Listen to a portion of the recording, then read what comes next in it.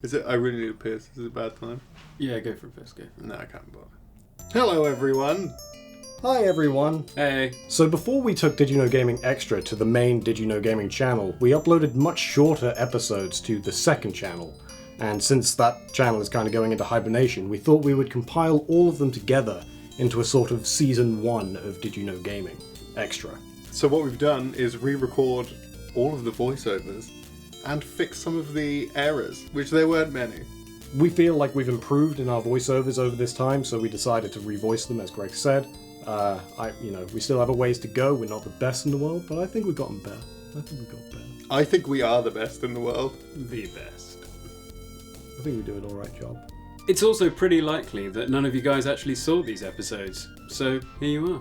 We're going to include timestamps to each of the episodes in the description, so you feel free to just take a look. So you can check out your favourite episodes from the second channel. We will be making another video at some point soon with the rest of the episodes, since this is only half. We hope that you enjoy this hour-long video. Yeah, I think that'll probably do it. I think that'll probably do it. Yeah. Hello, and welcome to DidYouKnowGaming Extra. In this episode, we'll start off by taking a look at Final Fantasy VIII, a game that was massive for its time, spanning 4 discs and over 1.5 gigabytes of data. The expansive size of this adventure meant that the game's text and dialogue were similarly extensive, and would be a large undertaking to translate into other languages. When it came to translating the game into English, according to former Square localizer Alexander O. Smith, the US localization team had to use a GameShark cheat device to view the game's text for easier translation. This was because Square's Japanese headquarters didn't think to send the translators a copy of the game's text files along with the game. Smith told Polygon, they were using GameSharks to hack Final Fantasy VIII so they could get to text because nobody would give them files. Because, you need files to do translation? That was news to the dev team at that point. So that sort of complete lack of communication was emblematic of those days. But Final Fantasy VIII wasn't the only game by Square to have translation issues. Final Fantasy VII is the subject of debate when it comes to poor translations, as many believe the game's Spanish translation to be amongst the worst localization efforts in gaming. It was even dubbed the Spanish Zero Wing by some, referring to the infamously bad Zero Wing translation which gave us the "all your base are belong to us" line. This translation of Final Fantasy VII sometimes calls the player's party of characters a fiesta, which means a literal celebration. The translation even refers to female characters like Aerith, Yuffie, and Tifa as if they were men. We could list many more of its faults, but we'd rather preserve our sanity and talk about another great turn-based RPG on the original PlayStation, which had a much better localization: Luna 2: Eternal Blue. The team working on the game's localization decided to include an Easter egg in place of an oversight that was present in the original Japanese release. In the Japanese game, positioning Hiro and Gwyn in a certain spot against the Guardian will result in an endless gameplay loop. This is because, when killed, Hiro and Gwyn's bodies prevent the Guardian from moving to reach Lucia, and Lucia cannot attack in this battle, and so cannot kill the Guardian. But if the same situation is replicated in the English version of the game, the small, cute, non-playable character, Ruby, will kill the boss with a single hit to stop the loop. For today's random piece of trivia, we're going to talk a little bit about Ninja Bread Man. While the game is often recognized because of its infamy as an all-around terrible game, it was once planned to be recognized by another means entirely. The game was initially in development as a reimagining of the Zool series. Zool was considered to be a sort of mascot for the Amiga brand of computers in the early 90s, similar to how Crash Bandicoot was closely associated with the original PlayStation. Data Design Interactive, the company who created Ninja Bread Man, were given the rights to create an original title using the Zool license. But, as a result of Zool's shareholders being unimpressed with the work that had been made on the franchise's revival, they revoked all of Data Design's rights to the property. Instead of losing the work that they had put into the project, Data Design reworked the project into an original brand of Ninja Bread Man. Hello and welcome to DidYouKnowGaming Extra. In this episode, we'll be starting out with some trivia from the hit animated sci-fi comedy Rick and Morty.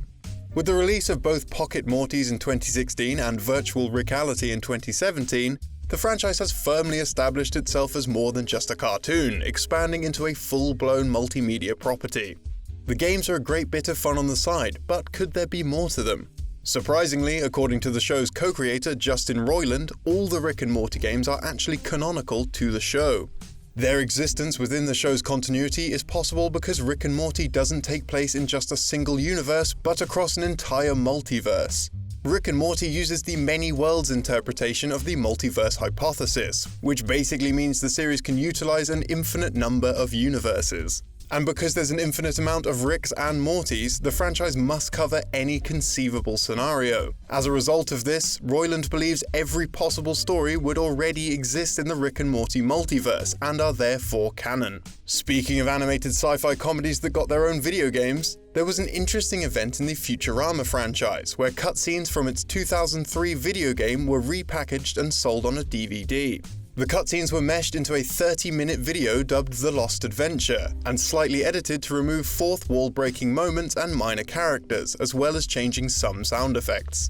The episode was included as a bonus feature of the DVD for the Futurama movie, The Beast with a Billion Backs. Interestingly, this wasn't a spur-of-the-moment inclusion. According to Futurama co-creator David X. Cohen, the team were trying to get The Lost Adventure out for years. Several members of the show's crew worked on the cutscenes, and the team was so proud of it they considered it the honorary 73rd episode of the cartoon. Another beloved sci-fi series is Nintendo's Metroid franchise. Although the series has many on-the-nose references to things like the Alien movies, there's a few obscure nods to other products.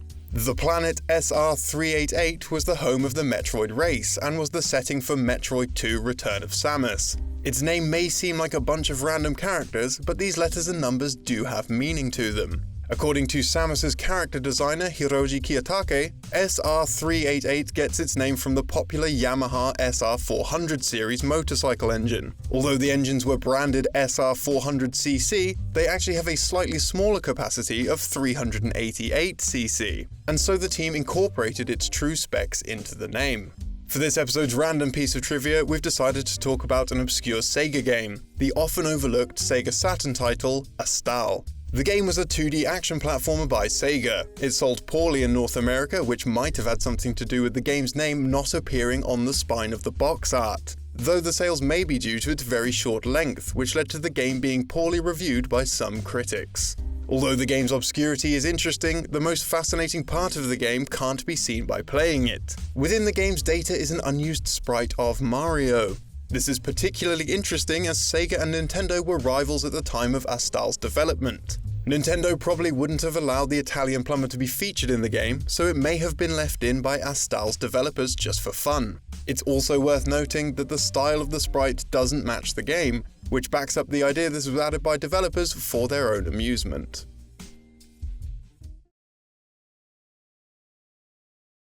Hello and welcome to Did You Know Gaming Extra.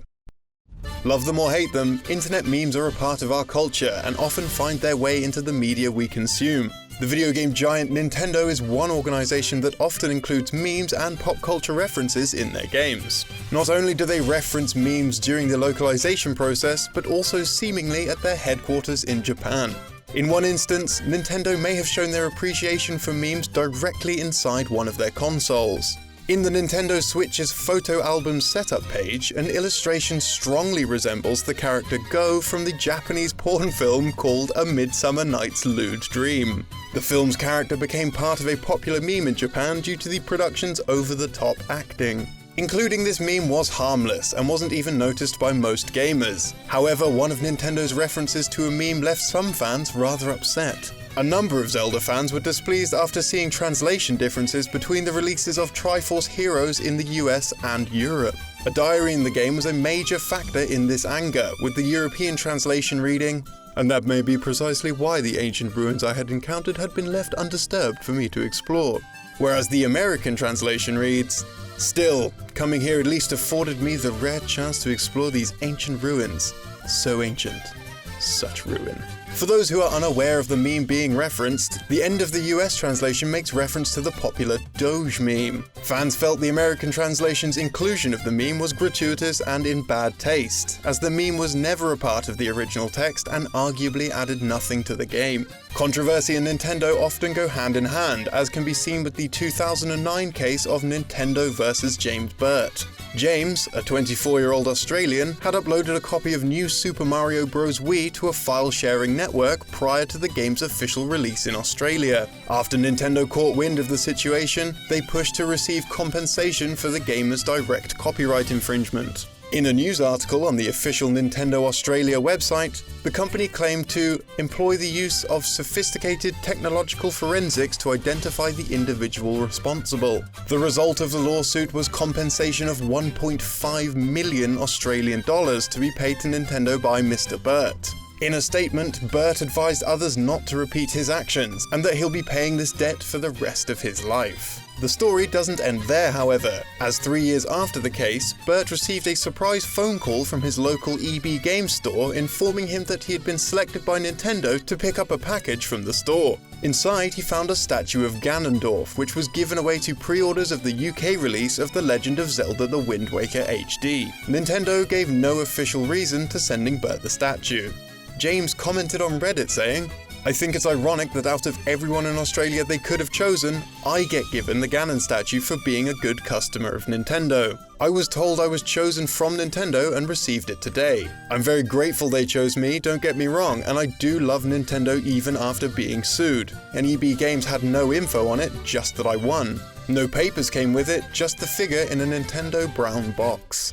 And for this episode's random piece of trivia, we'll be talking a little bit about the Amiga and the United States.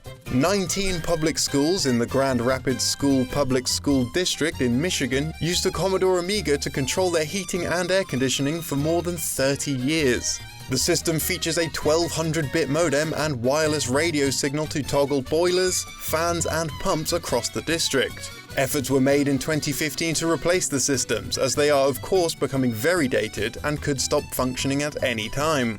Responding to what they would do if the system just stopped working, Tom Hopkins, the GRPS maintenance supervisor, said they would look on eBay to buy a new one, which is where the current one came from.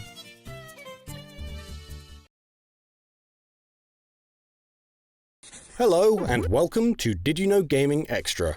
Many of us find it easy to separate the virtual world of video games from real life, particularly when they're cartoony or abstract, like Minecraft. However, games can teach us things about the real world, and can affect how and what we learn. Because of this, Minecraft's developers felt they had to remove a feature where players tamed parrots by giving them chocolate chip cookies. In real life, chocolate chip cookies can kill birds if they ingest them. This is because the compound theobromine is present in chocolate, which happens to be toxic to birds and other pets.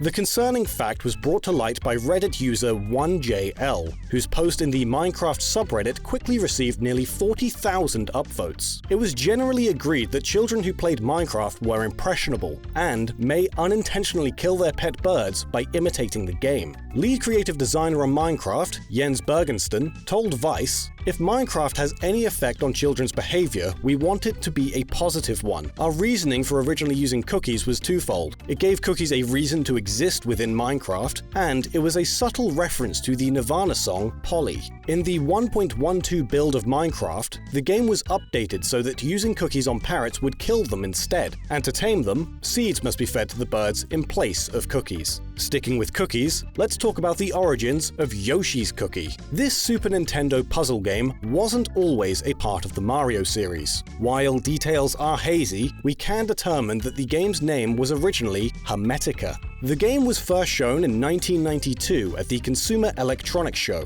Nintendo bought the license for both the NES and Game Boy versions of Hermetica, and created Yoshi's Cookie by simply injecting Mario characters.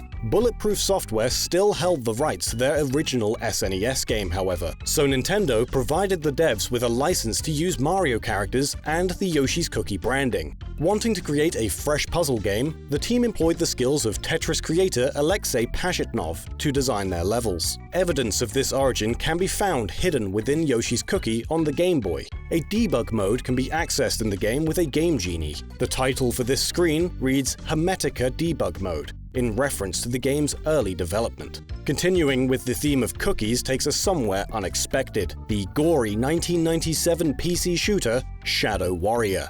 In the game's fourth level, Dark Woods of the Serpent, there's a destructible wall which can be blown up to reveal a small room. In the room is Tomb Raider's Lara Croft, chained up in a cell. When you approach her, Lo Wang will comment, "She's raided her last tomb." Inside her cell, the player can find one of the game's many collectible fortune cookies. Interestingly, Lara originally had a different appearance for this Easter egg, one which was far more risque.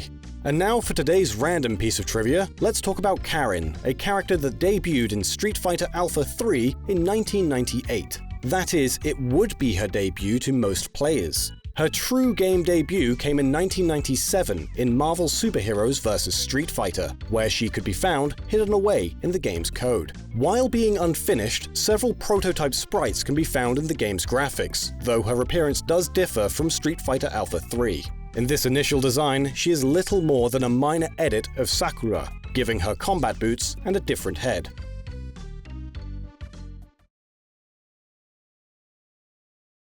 Hello and welcome to Did You Know Gaming Extra.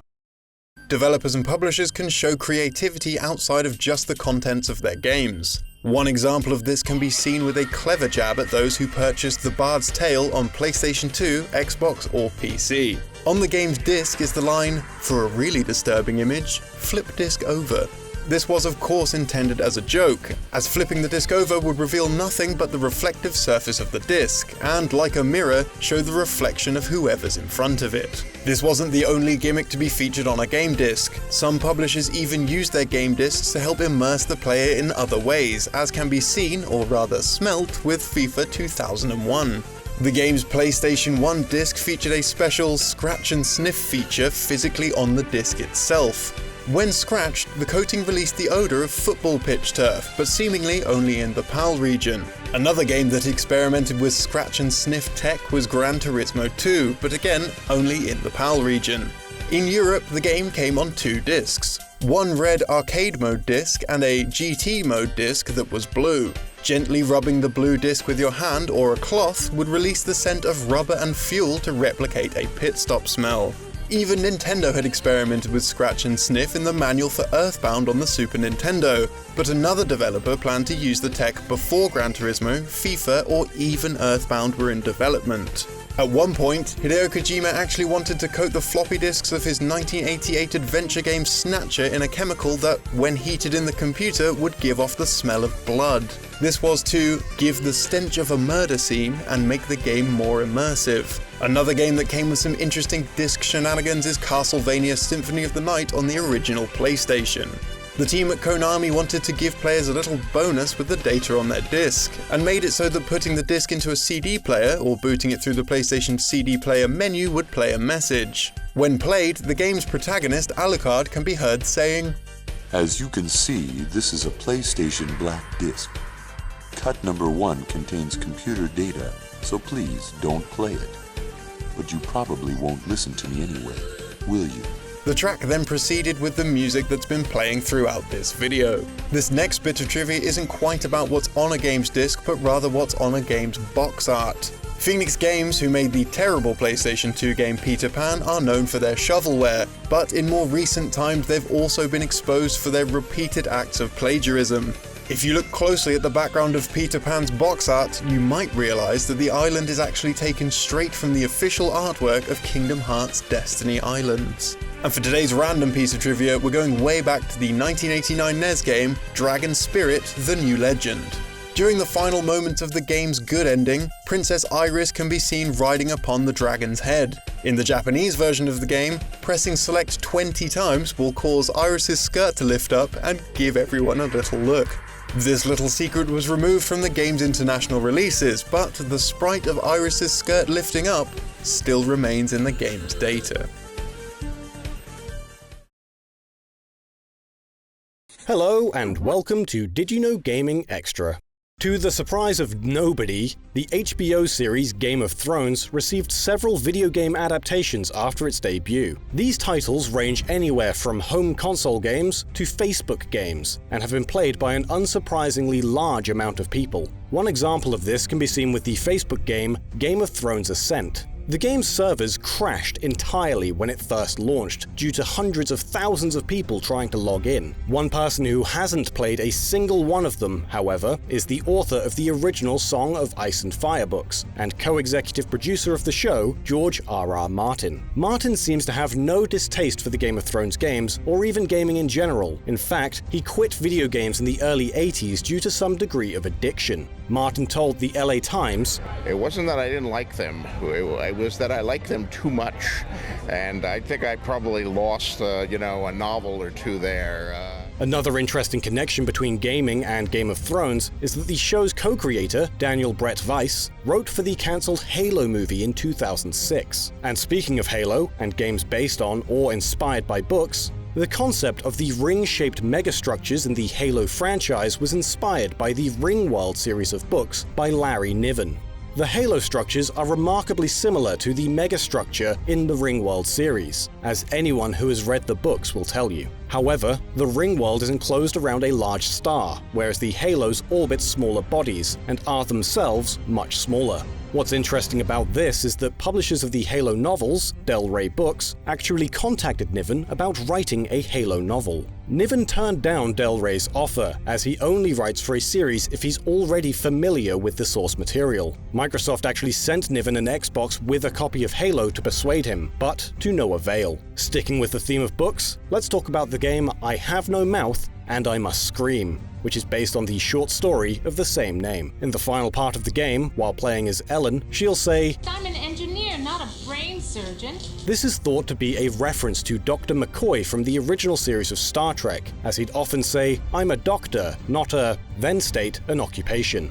One of the game's designers was Harlan Ellison, who also voiced the supercomputer AM, and wrote the book the game is based on. Ellison would also sell scripts to TV shows, and one of these shows was the original Star Trek. And for today's random piece of trivia, we'll be taking a look at a company we've already talked about on this channel, Phoenix Games. Last time we talked about Phoenix Games, we demonstrated that they had stolen artwork from Kingdom Hearts and used it for the cover of their Peter Pan game. It turns out this wasn't the only time that they had plagiarized artwork. The pre-release box art for their arcade shooter, Deadeye Jim, reused art from the cover of Outlaw on the Commodore 64. Phoenix Games managed to change the art before Deadeye Jim was published, probably to avoid being sued into oblivion.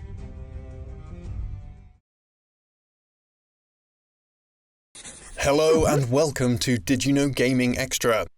Mario Kart has always been a fun game for children and adults alike. Mario and his friends have some heated battles and races, and taunting each other is all part of the fun. However, one character seems to have taken taunting a little too far. In Update 1.1 of Mario Kart 8 Deluxe on the Switch, a gesture for the Inkling Girl was altered. The original animation involved the girl bending her arm at the elbow, gripping her bicep with the other hand, and emphatically raising her fist. This could have been interpreted as a gesture known as bras d'honneur, or Iberian slap. While the gesture isn't offensive in Japan, across some of Europe and Latin America it's akin to flipping someone off. In the update, the gesture was changed so that the Inkling Girl just raised her fists to her opponent in a movement that looks more like a cheer. From one Nintendo kart racer to another, let's talk about Diddy Kong Racing. Within the game's data are 2 unused characters, but the only way of accessing these in-game is by using a cheat device. The first of these unused characters is the pterodactyl seen in the Hot Top Volcano stage. Using action replay codes, players can set up a race where every character is the pterodactyl. Regardless of whether the player or AI wins these races, the "You Lose" jingle will play. The game may believe that a pterodactyl crossing the finish line means that the player has lost. This suggests that the player is supposed to race against it as a main character, but because the game only detects the pterodactyl crossing the finish line, it's assuming the player has lost. The pterodactyl also has an unused getting hit sound effect, which adds to the idea of there being a planned pterodactyl boss. The second character is a snowball, which follows a similar set of rules in its AI to the boos featured in Mario games. If racing is this snowball, the player is unable to move. However, computer players can proceed through the stage as long as the player is facing away from them. This means that their movement is never seen as they remain completely static when in view. From one unused feature in a racing game to another, Penta Penguin of Crash Team Racing, who's unlockable by using in-game cheat codes, has unfinished programming in the game's North American release. Acquiring the mask power-up will display an Uka Uka icon, but will summon Aku Aku instead. Since either mask is summoned based on the character's morality, this oversight has left some players wondering whether Penta Penguin is a hero or a villain. Also bizarre, some of Penta's voice effects are just sounds penguins make, but there are 2 samples that sound more like a human talking. These are actually placeholder sounds that were meant to be removed from the final game. The samples are of an unidentified man reading the file names. Penguin Ye 1, Penguin Ye 2. This was fixed in the European release. And for this episode's random piece of trivia, let's look at the Sims 3 Roaring Heights DLC. By looking at the bizarre letters on the side of the school building, we can see that this is simply a phrase which has been flipped upside down and reversed. By fixing the transformation, we can actually see that the school's name is... yeah, I'll just put it on screen. Hello, and welcome to Did You Know Gaming Extra. The Virtual Boy has a reputation for being, generally speaking, not good. It sold poorly and had very few games. Nintendo released barely any titles from their major franchises on the system, and those that were released felt subpar. One series that had no love on the console was Metroid. However, Samus has a pretty cool appearance in the game Galactic Pinball. The Cosmic stage features a hidden bonus level. To access this stage, the player must hit their ball into the top right of the board, start the bumper clash sequence, and then break all of the bumpers. An S symbol from Super Metroid will then replace the bumpers, and the ball will transform into Samus's ship. An audio cue will say, "Roger, Samus," and the Super Metroid theme will begin to play. The player must then shoot all of the on-screen enemies, including Metroids. Speaking of pinball, an interesting and somewhat controversial statement once came from a Pinball Games developer. The developer in question is Stuart Gilray, director of Pinball Challenge Deluxe on the Game Boy Advance. Due to a hardware issue, Pinball Challenge Deluxe would fail to save any data once it was turned off, even though a save feature was coded into the game. After being contacted by a member of the now-defunct Pocket Heaven forums, Gilray stated, "We created the game to allow saves, etc., but for some reason, I'm guessing budgetary, Ubisoft at the last minute decided to not manufacture the game with EEPROM save memory." He also went on to say that the game is capable of saving if played through the use of a flash cartridge, which was commonly used for pirating games. This led to Gilray's controversial statement, which was, "Oddly enough, I encourage people that play Pinball Challenge Deluxe to play it on a backup cart, just so to allow saving." It seems that developers who have somewhat condoned piracy aren't that rare when it comes to pinball devs. Digital Illusions was a successful developer who made multiple pinball titles, including Pinball Dreams, Pinball Fantasies, and Pinball Illusions, and later became the EA studio DICE. One of Digital Illusion's co-founders, Andreas Axelsson, got into games partly because of piracy, which at the time made games more accessible. In an interview with Lemon Amiga, Axelsson said, 15 years ago, there was no internet to speak of, very few games magazines, and even fewer places you could buy games. I would probably never have become so interested in games if I hadn't had access to cracks. On the other hand, when Pinball Dreams was released, I formatted every single crack I had, and started buying everything. Today though, you can buy almost everything from anywhere, so I think the excuse of availability holds less today. For today's random trivia, we wanted to show a little something from the Klonoa series. For the remake of the original game on the Nintendo Wii, the team considered a special redesign for the title's North American release. The design featured Klonoa without his iconic hat, and a different set of ears. Several of the original game's developers came back for this project, and they apparently thought Klonoa's design was a bit old-fashioned and in need of a change. The concept was scrapped, however, due to negative reception from both critics and fans alike. Some even comparing it to Poochie, a character in The Simpsons used to represent needless changes to television series.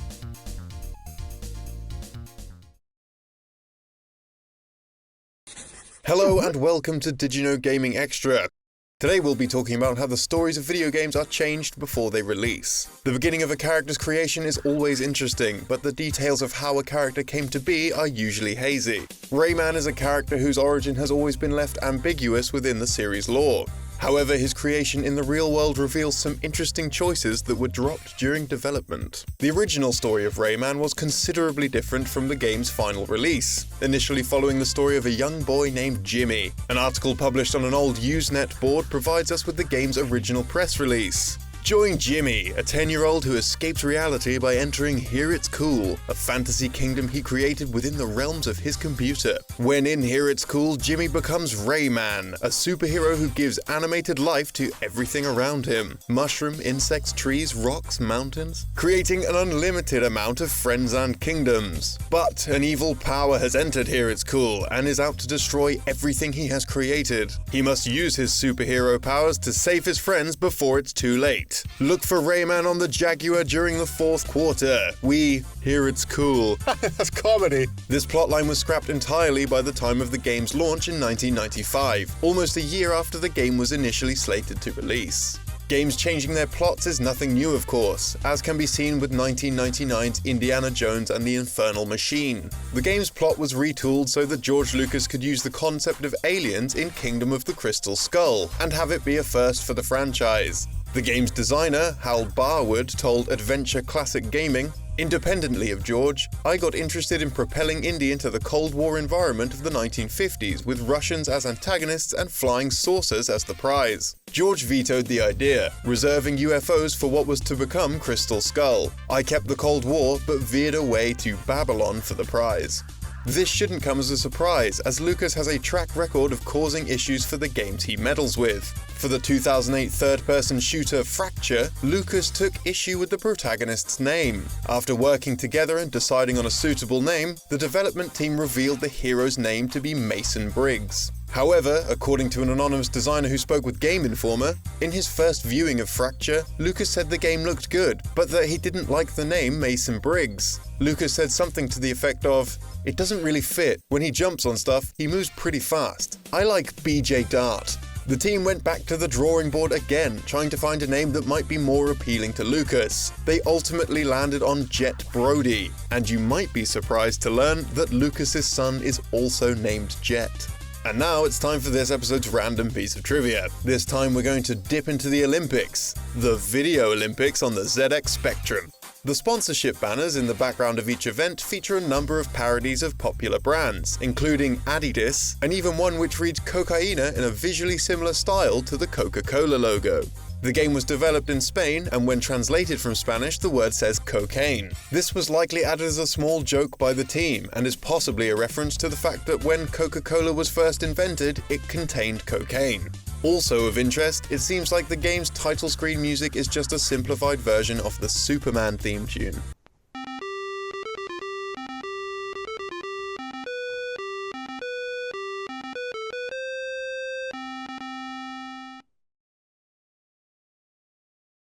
Hello, and welcome to Did You Know Gaming Extra.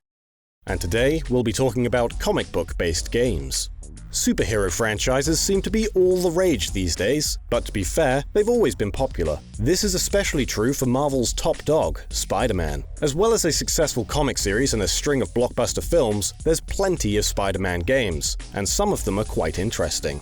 One interesting Spider-Man tidbit that stands out can be found in Spider-Man 2: Enter Electro for the original PlayStation. The game has a cheats menu where the player can input words to unlock things like extra costumes or even a big head mode, and if the player inputs an incorrect cheat, the incorrect entry will be erased. However, if the player inputs any kind of profanity, Spider-Man himself will jump on screen and change the word into something nice, like puppy or flower. This will even happen if the player tries to disguise the profanity within other words or letters. Another Spidey-related secret can be found in X2: Wolverine's Revenge in all versions besides the Game Boy Advance release. If the player manages to collect all of the game's dog tags, a deleted scene will unlock. In the scene, a shadowy figure stalks Wolverine, who Logan then attacks. The figure turns out to be Spider-Man, who's dropped by to offer Wolverine his help in battling Magneto.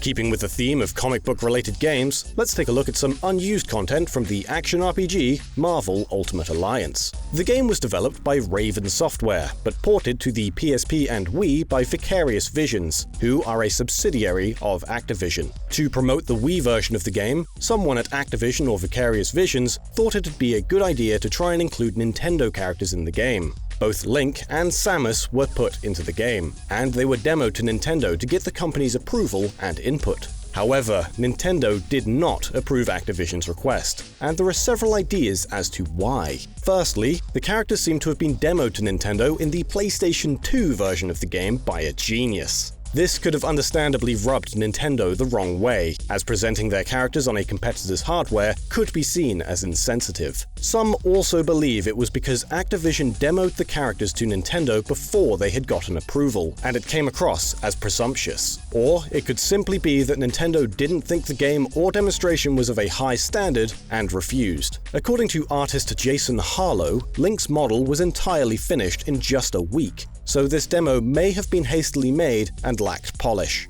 We've been stuck on Marvel for a while now, so let's stop off at a DC Comics franchise. Batman, the Brave and the Bold was developed by WayForward for the Wii and Nintendo DS, and featured tracks from seasoned game composer Jake Kaufman. 2 unused tracks can be found on the Wii game's disc, titled Batman_Song.og and Song_Driving.og. What's interesting about these tracks is that they're from the Cowboy Bebop anime soundtrack. According to Kaufman, these tracks were placeholders, and were the only music in the game for about 8 months of its production. And for today's random piece of trivia, let's take a look at Adventure Time: Hey Ice King, Why'd You Steal Our Garbage? For the Nintendo DS and 3DS. At Comic-Con 2012, Adventure Time's creator Pendleton Ward said that when the game is beat, it would play a video of him in a chair congratulating the player, in a similar fashion to Pepsi Man on the PlayStation. You got it! Yeah! Yeah! When the game released, however, the gag was absent. It's believed this scene was swapped out for the secret screen in the 3DS game, where upon entering the Konami code, a pixelated Pen Ward will dance next to Finn and Jake, singing Ba-da-da-da-da-da, secret screen, secret screen. Hello, and welcome to Did You Know Gaming Extra. Today we'll be talking about gaming in the music industry. Cross-media promotion is nothing new. It explains why we have so many games based on movies and vice versa. The music industry made use of people's interest in gaming during the 90s, with popular bands being hired by publishers to promote their games. One of these bands was London pop group Right Said Fred, famous for their hit single, I'm Too Sexy for My Shirt.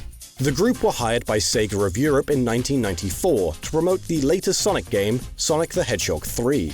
The band's single Wonder Man was reworked by Sega to help promote the game, and featured lines such as, "So fast it hurts you'll get a slap. If you take a nap, he'll spin attack." The song's music video also prominently featured the game, along with Stephen O'Donnell, an actor who was considered the face of Sega's European advertising at the time. The track reached number 55 in the UK singles chart, and was featured on the hits compilation album Now That's What I Call Music 27. While admirable, the song has nothing on the success of the Italian Europop group Eiffel 65. Eiffel 65 are best known for their one-hit wonder I'm Blue Daboo Dee Daboo Die, and they wanted to reference their love of gaming. The band did this on their album Europop with the song My Console. The song is essentially a love letter to the original PlayStation, and references Tekken 3, Metal Gear Solid, Resident Evil, Gran Turismo, Omega Boost, Bloody Roar, Ridge Racer, Oddworld, Winning Eleven, and the X-Files game. Other bands don't seem as fond of the PlayStation or video games in general. The Californian punk band Smut Peddlers seem to think the world would be better off without gaming.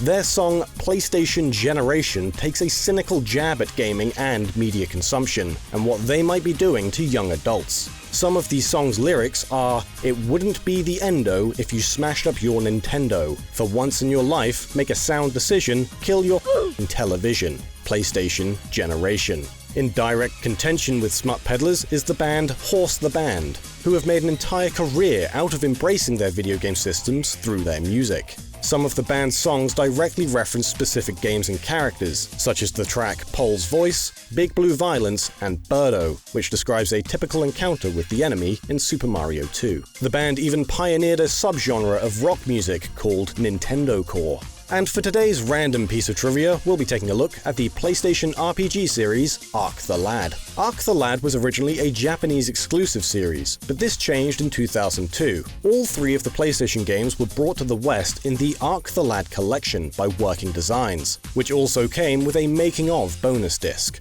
If the player boots up the bonus disc and presses circle, square, circle 7 more times, square, then start, a browser window will open. This window shows the contents of the disc currently loaded, and the player can even swap out the discs to look at the contents of other games. Pressing X will load whatever file is selected, and this can be done to all kinds of files such as cutscenes. Be careful though, as this can apparently corrupt the contents of a memory card if it's plugged into the console.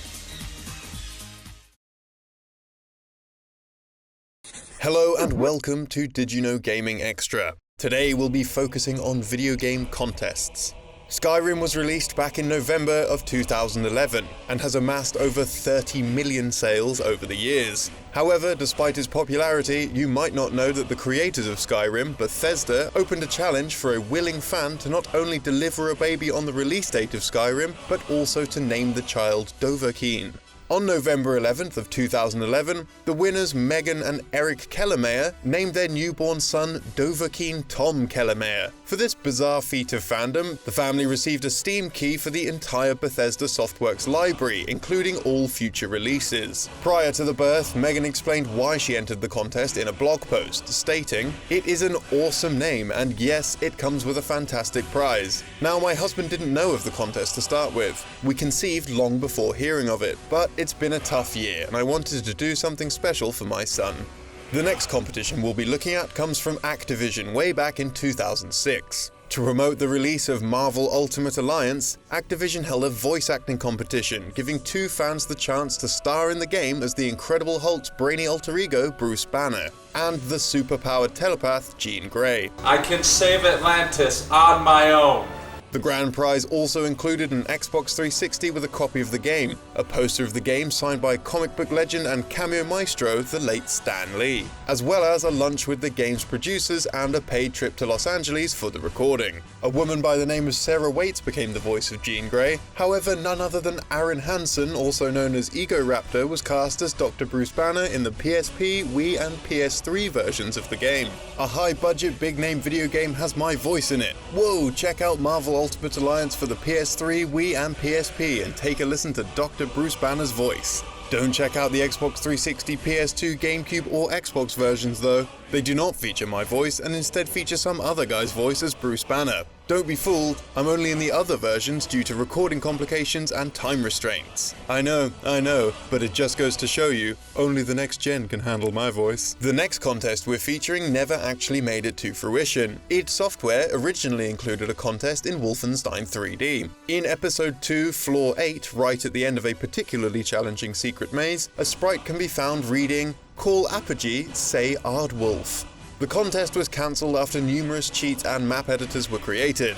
This allowed players to navigate the maze much more easily, thus making the contest trivial. In later versions of the game, a particular part of the maze was blocked off, or the sign had been replaced with a pile of bones. In some versions of the game, letters would also be shown on the score table screen. These letters were planned to be part of another competition where players would call in with their scores and use the letter code to verify it. But again, with cheat programs circulating, this competition was also scrapped. And for this episode's random piece of trivia, we'll be adventuring, however unsuccessfully, to the legendary sunken city of Atlantis. As with many point-and-click games that followed Monkey Island, 1992's Indiana Jones and the Fate of Atlantis did not feature any dead ends. However, it did keep the looming possibility of death for the hero, which was a feature present in previous indie titles. Throughout the game, there are a number of ways for the player to kick the bucket, all of which are followed by a tailored death message. However, one message found within the game's files never actually appears in the final version. The message reads, "Suddenly, Indy forgot everything he knew about handling a bullwhip and flogged himself to death." Hello and welcome to Did You Know Gaming Extra. Today we're talking about various unreleased projects relating to the developer Rare.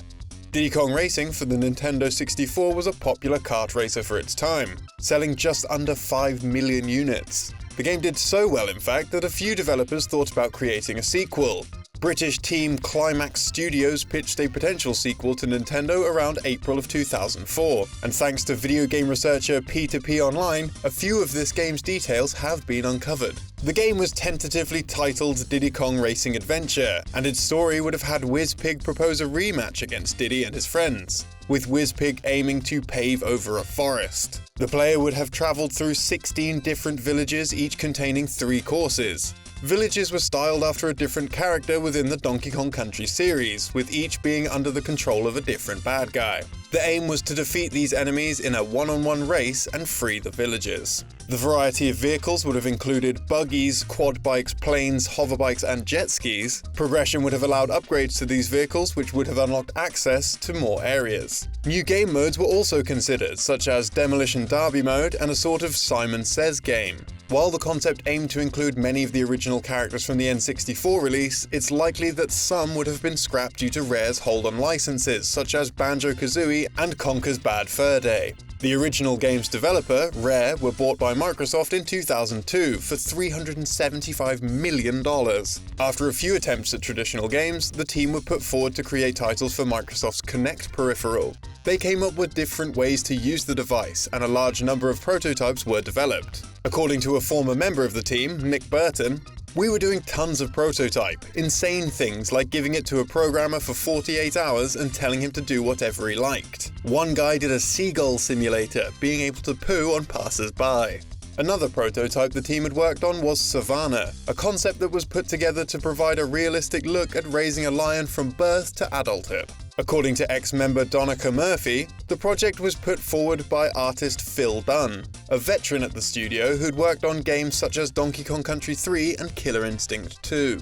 Savannah never came to fruition, but a video showing several models from the project did surface. Explaining the project's lack of green lighting within Microsoft, Murphy told Not Enough Shades, "It was soon clear that Microsoft were more interested in using Rare to help aim at a younger market. Rare was renowned for their diverse portfolio, so to not be involved in making mature games was a real blow. There were numerous projects that were put forward that I believe would have been huge hits, but Microsoft rejected them one after the other." The team were all interested in creating a sequel to Killer Instinct at this time, but Microsoft weren't interested in creating another fighting game, with Murphy believing that no new Killer Instinct would ever be made. It seems that sadly he left the company prior to the development of Microsoft's free-to-play Killer Instinct release. And for this episode's random piece of trivia, we'll be taking a look at Sega's Arnold Palmer Tournament Golf. If the player hits a ball 100 times on the pitch without sinking it, they'll be taken to the Game Over screen. If the player enters the famous Konami code on this screen, the game will load up a hidden copy of the 1986 classic Sega arcade game, Fantasy Zone.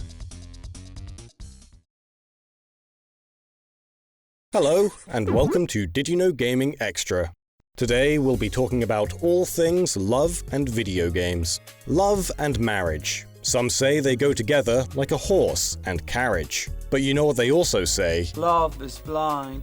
Love Plus, a dating sim game released exclusively in Japan, lets the player choose one of 3 girls. The player can then take the girl of their choosing on dates and interact with them in an attempt to obtain their eternal affection. One of these girls, Nene Anagasaki, has now officially tied the knot. A Japanese gamer with the username Sal9000 married his dearly beloved in November of 2009.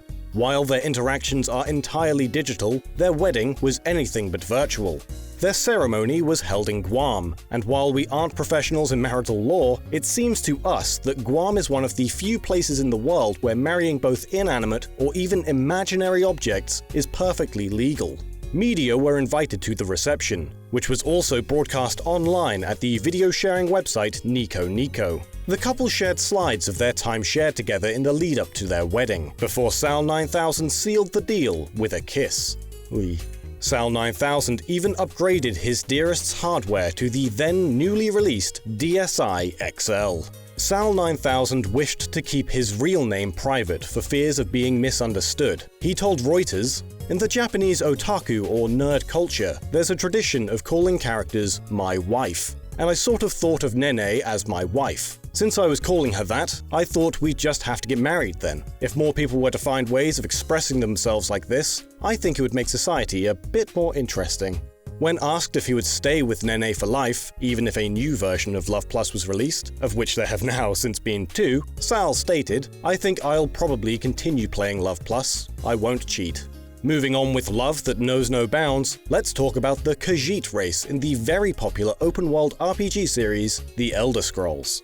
A book within the Elder Scrolls universe named The Real Berenzia contains a whole 10 volumes when it first appears in Daggerfall. Unfortunately, the book was reduced to just 5 volumes when it was carried over to Morrowind, Oblivion, and Skyrim. In the full Daggerfall version, a Khajiit named Theris and Queen Berenzia engage in some physical romance. This was unfortunate for Queen Berenzia, as just like real cats, the Khajiit race have barbs on their penis. Another game that has more than enough love to throw around is Atari and Namco's Galaxian on the ColecoVision. That said, the game's display of love is hidden away in the game's code. The title has 2 notes left in its data. The first reads, "Graphics and program by James D. Eisenstein, August 11th, 1983, dedicated to the one I love." The second note reveals who this mysterious one is, stating, "I love you, Janine. Isn't love just magical?" Now it's time for this episode's random piece of trivia, and we'll be looking at the 2006 real-time strategy game, Company of Heroes.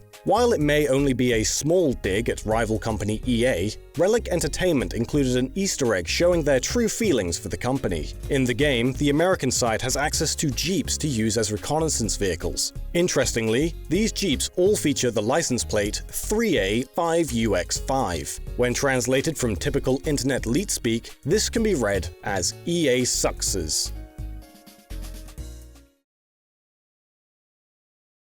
Hello and welcome to Did You Know Gaming Extra.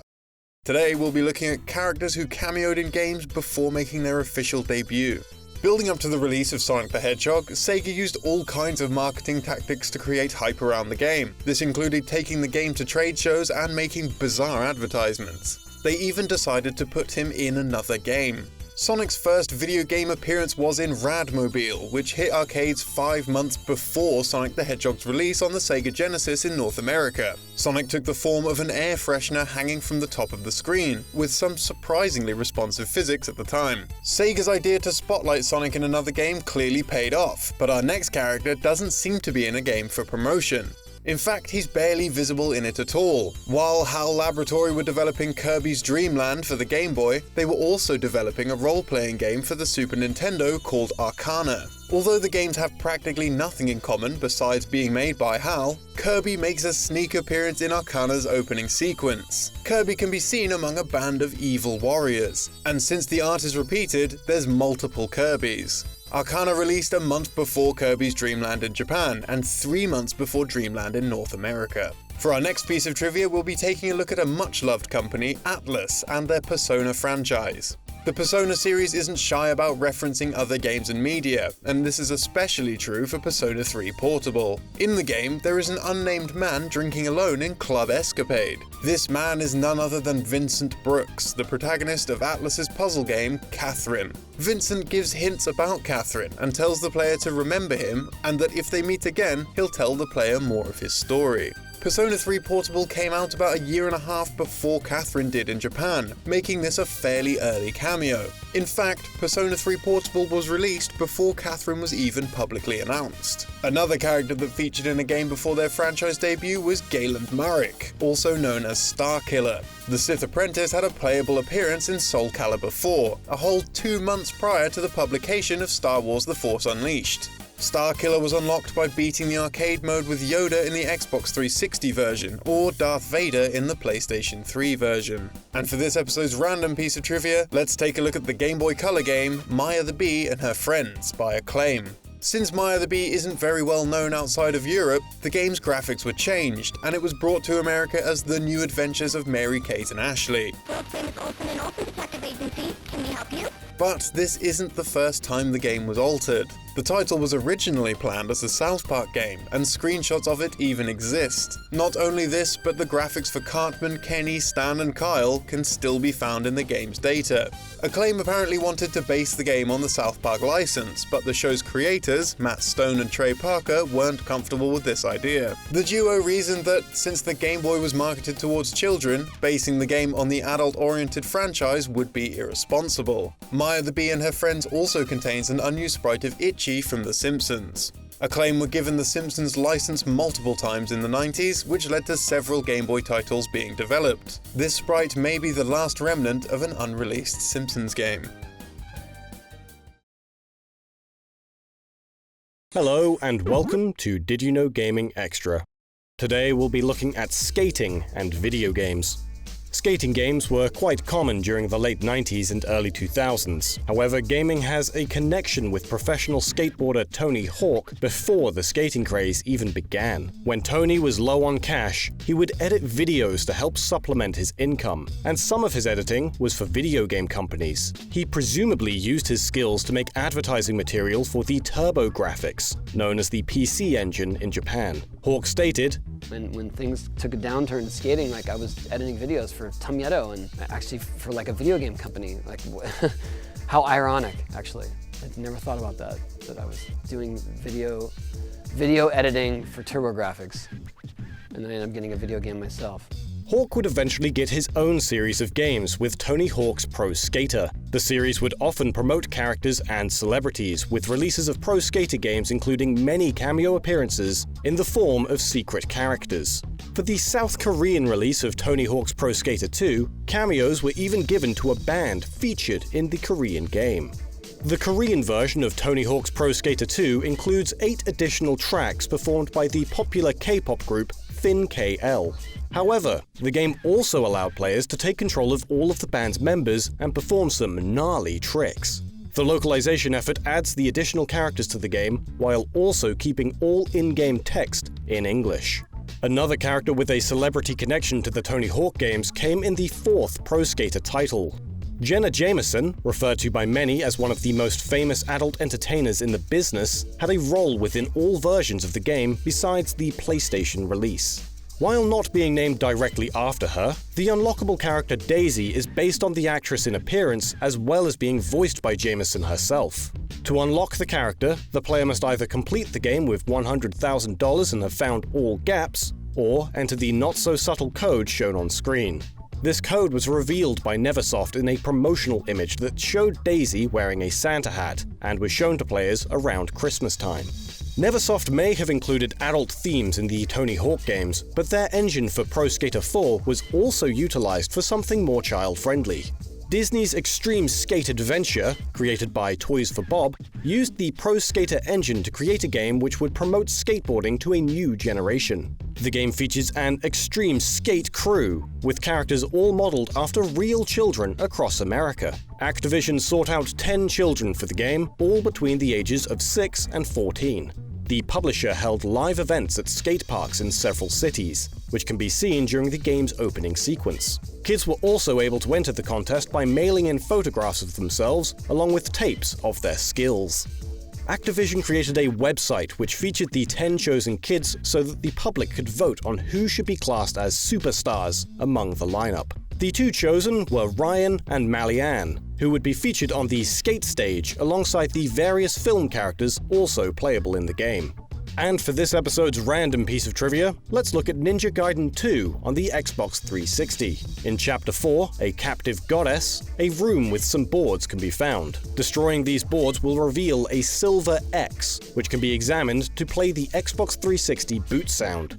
Examining the X will also restore the player's health. This object is actually based on the Direct Xbox, an unused design created during the development of the original Xbox. Hello, and welcome to Did You Know Gaming Extra. In this episode, we're going to be talking about figurines, toys, and video games. Nintendo launched their lineup of Amiibo toys back in November of 2014, where they were met with a mixed but generally favorable response. Nintendo moving into the toys-to-life figurine market resulted in a huge volume of profit for the video game giant, with new amiibo continuously selling out. However, it seems that Rare had a similar idea to amiibo back in the days of the Nintendo 64. According to Chris Seaver, creator of Conker's Bad Fur Day, Rare founders Chris and Tim Stamper wanted to do amiibo-style things with toys during the Nintendo 64 era. Rare even made amiibo-like figures of two characters from a cancelled Xbox 360 fantasy game called Urchin. These renders were made about 9 years before amiibo were released, but since the game was cancelled in 2006, they'll remain concept art unless Rare ever revives the project. Another popular toys-to-life game is Skylanders, a series that has divided many fans of the Spyro series. But with Skylanders Superchargers, Activision was given permission to use the likeness of both Bowser and Donkey Kong. Other Nintendo characters were also considered for cameo appearances, but ultimately they were disagreed upon. Plans for a warrior Princess Peach were put forward, but Nintendo refused the idea as it seemed out of character for Peach. This led to all other Mario characters being off-limits as well. Activision even wanted to include Kirby, who would have been able to suck up enemies and bounce around the stage. But because the rights to the character are partially owned by HAL, the team were unable to gain a license to use him. The last Nintendo character considered was Fox McCloud, who was requested for the game as the Skylanders Superchargers world has a particularly heavy focus on vehicles. However, Nintendo felt that having Fox in the game might pull interest away from their own game, Star Fox Zero, which was to launch around the same time. Speaking of Star Fox Zero, Nintendo wanted to make an R-Wing amiibo for the game that could transform. According to series developer Shigeru Miyamoto, the amiibo would have been capable of transforming between its R-Wing state and its Walker state, just like in the game. Miyamoto told Game Informer, "We were working on a couple of ideas for the game for well over a year. We had an R-Wing amiibo that would transform into the Walker, but it was really tough to execute that in the normal amiibo size, and in a way that met with product safety standards. We had to give up on it."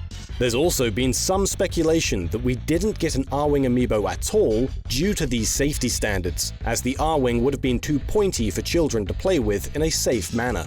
And now it's time for this episode's random piece of trivia, and we're talking Shining Force. The original Shining Force game contains a secret recruitable unit for the player's army named Yogurt. Yogurt appears as a helmet-wearing hamster with some bizarre properties. Being viewed as a comic relief character in the game, most of his stats are just 1 point, and he can't actually level up. If the player somehow manages to defeat an enemy with him, they will be rewarded with the Yogurt Ring, an item which causes those who equip it to turn into yogurt during battle. However, this transformation will only affect the character's appearance, and they will retain all of their stats. Additionally, according to a Japanese Shining Force book, the character Yogurt and all of his kind are strange creatures which originate from the evil planet Yogurt.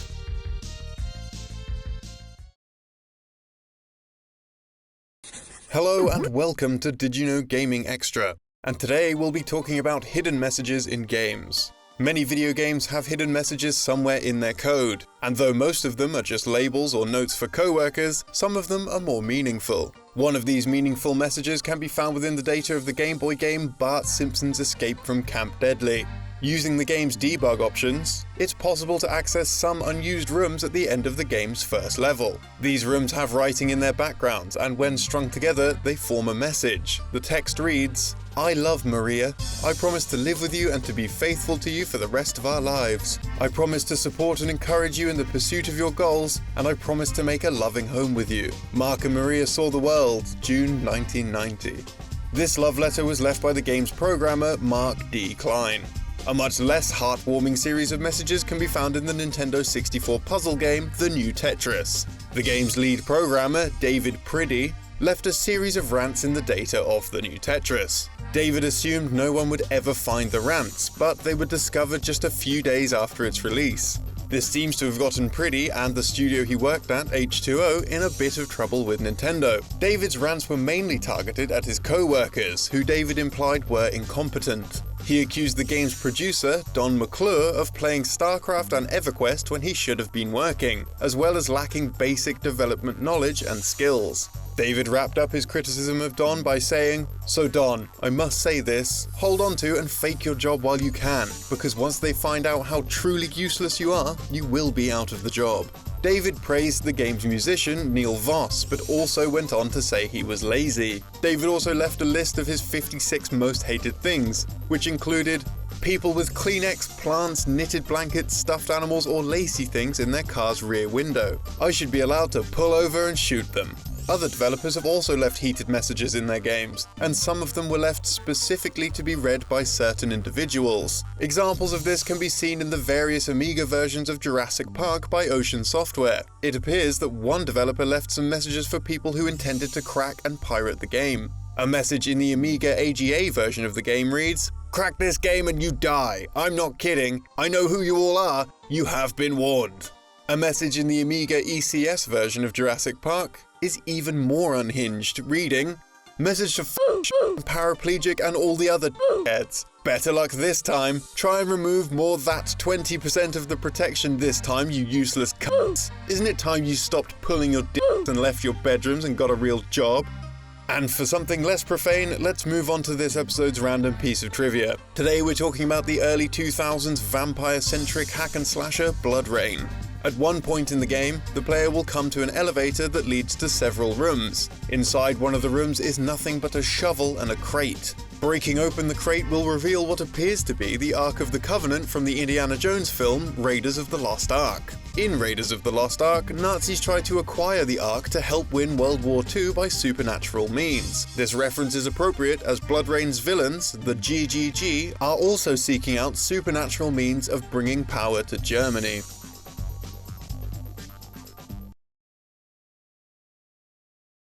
Hello, and welcome to Did You Know Gaming Extra. In this episode, we're going to be talking about obscure versions of games. Limited releases and special editions of games are nothing new, and thanks to the internet, recent special editions of games are fairly well documented. Due to a lack of freely available documentation, however, special editions of many retro titles have fallen into obscurity. In the 1980s, Nintendo released a series of multiplayer versus arcade machines, with special versions of popular titles within their library of games. These included Versus Excitebike, Versus Pinball, and Versus Tennis. Perhaps the rarest of these machines, however, was an obscure spin-off of their Versus Stroke and Match Golf arcade game titled Versus Ladies Golf. It seems the only difference in Ladies Golf is that Nintendo swapped out the male golfer's sprite with that of a female one. Despite Nintendo's efforts, there seemed to be very little interest in the game. Versus Ladies Golf was reported very unsuccessful at the time, which contributed to its extreme rarity. This wouldn't be Nintendo's only rare arcade machine, with cabinets of Punch-Out and Super Punch-Out also proving to be quite elusive. The reason for this is due to the way the game functioned in arcades, featuring a double-screen setup. These cabinets follow the same specifications for Nintendo PlayChoice 10 machines, which would feature instructions on one screen and gameplay on the other. Nintendo sold a conversion kit to help arcade operators convert these old Punch-Out series machines into PlayChoice 10 cabinets. Since these modified cabinets could store up to 10 games, they would likely draw more players. This led to many Punch-Out cabinets being converted to increase profits, and also resulted in Punch-Out and Super Punch-Out machines being significantly harder to find. Nintendo was quite open to the idea of special editions back in the 80s and early 90s. In 1986, they even helped release a special edition of Super Mario Bros., which was exclusively given out to contest winners of the Japanese radio show All Night Nippon. Instead of being published by Nintendo, it seems to have been published by Fuji Television, who owned the station that broadcast the show. The game was essentially a remixed version of the original Super Mario Bros., but it also included some elements from the Japanese Super Mario Bros. 2, which is known as the Lost Levels in the West. Some of the game's visuals were modified to resemble celebrities from the All Night Nippon show and the Nippon Broadcasting System radio station. And for this episode's random trivia, let's talk about Guitar Hero 3. The game included the chart-topping hit Welcome to the Jungle by Guns N' Roses, which was added to the game after frontman Axl Rose made a deal with Activision. The deal included a promise from Activision that the game would feature no reference to ex-Guns N' Roses guitarist Slash. Activision not only featured Slash prominently in the game and its promotional material, but also included Slash's post-Guns N' Roses band, Velvet Revolver. After Axl Rose learned of this breach in agreement, he attempted to sue Activision for $20 million, but did so too late. Rose's filing was made in November of 2010, over 3 years after the game's 2007 release. This resulted in his claims being dismissed in court. Commenting on the late filing in his deposition, Rose stated, "The reason I did not file a lawsuit is because Activision offered me a separate video game and other business proposals worth millions of dollars to resolve and settle my claims relating to Guitar Hero 3. From December 2007 through November 2010, Activision was offering me a Guns N' Roses dedicated video game. If an oral contract is broken, it's only possible to file for a lawsuit within 2 years of the incident that broke the agreement. And since it had been 3 years since his agreement with Activision, Rose had no grounds to sue." Hello and welcome to Did You Know Gaming Extra. Today we'll be looking at unique advertising methods in the game industry. Brand promotion within games is nothing new. Advertisements for real-world products spring up all the time in virtual worlds, with some games even being based on these brands entirely. Parappa the Rapper 2 took part in one of these deals, but not for the game's final release. Demo discs with preview builds of both Parappa the Rapper 2 and the Japanese exclusive Ape Escape 2001 were once sold by McDonald's in Japan. This was to cross-promote both McDonald's and the games, which came on discs titled the McDonald's Happy Disc. In this demo version of Parappa the Rapper 2, the game's first level, in which Parappa prepares burgers in a generic fast food joint, instead takes place inside a McDonald's. Master Beard can also be seen wearing a McDonald's branded apron, and McDonald's iconography can be seen within the game's UI. With the demo of Ape Escape, loading screens show the apes eating McDonald's burgers, and within the game itself, McDonald's advertising can be seen plastered around on buildings and blimps. There's also the occasional giant floating burger and fries. The disc also came with a promotional video of an ape and a man wearing a rainbow afro running around New York City. Taking a pretty big leap in style, let's take a look at the real-time strategy series Command & Conquer. To promote the game, Virgin Interactive, the game's publisher, put an ad into British magazines featuring the mugshot of several historical politicians and military leaders, including both Hitler and Stalin. Also on the poster is Jacques Chirac, the then current French president who had been in a lot of hot water for his decisions to test nuclear weapons in the South Pacific. The ad rubbed several news organizations the wrong way. The Independent's Tom Wilkie wrote an open letter to the company to voice his issues, as well as seeming to point the blame to nerd culture at that time. What sort of nerds are you employing? I can imagine them saying to themselves, "Gosh, that's really witty, using mass murderers to promote a consumer product." It's not witty, it's crass, ignorant, and stupid. It's also, I would have thought, actionable.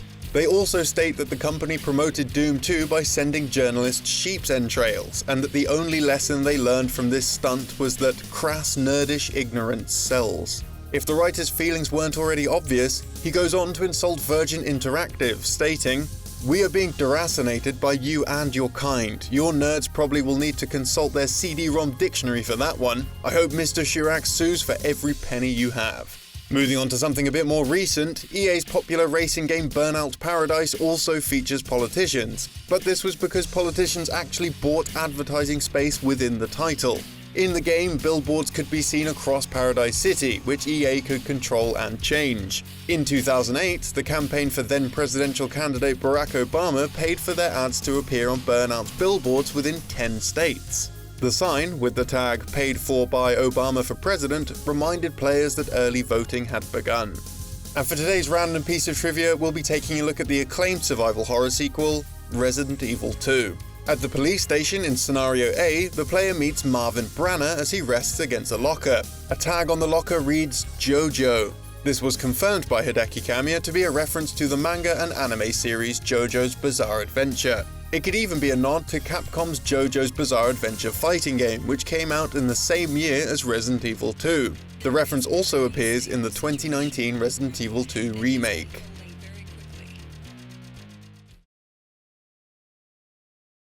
Hello and welcome to Did You Know Gaming Extra, and today we'll be talking about voice acting secrets in video games. We all know everyone's favourite grizzled, gravelly-voiced espionage expert, Snake, from the Metal Gear series. And it's no secret that Snake is based on Snake Plissken from the dystopian sci-fi action flick Escape from New York. But what if we told you that the face of this character, Kurt Russell, could have been the voice actor for Naked Snake in Metal Gear Solid 3 Snake Eater?